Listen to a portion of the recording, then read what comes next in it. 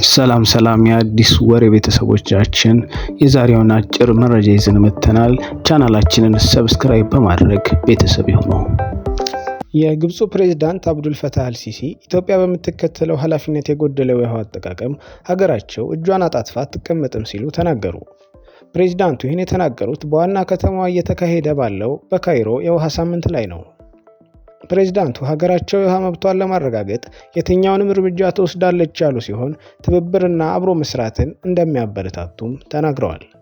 የግብፅን ማስጠንቀቂያዎችና ማስፈራሪያዎች ወደ ጎን በማለት ተፈጥሯዊ መብቷን ለማስከበር በአባይ ወንዝ ላይ ግድብ የሰራችው ኢትዮጵያ የታችኛው ተፋሰስ ሀገራትን የመጉዳት ዓላማ እንደሌላት በተደጋጋሚ ተናግራለች። ግድቡን አትሰሩም ከማለት ጀምሮ የግድቡ አስተዳደር ላይ አብሮ የመሳተፍ ጥያቄ ስታነሳ የነበረችው ግብፅ ኢትዮጵያ በያዘችው ጠንካራ አቋም ምክንያት ጥያቄዎቿን እየቀያየረች ጫና ለማሳደር ጥረት እያደረገች ትገኛለች። የዛሬው አጭር መረጃችን ይህን ይመስላል። ሰብስክራይብ በማድረግ ወዳጅ መሆኑን እንዳይረሱ።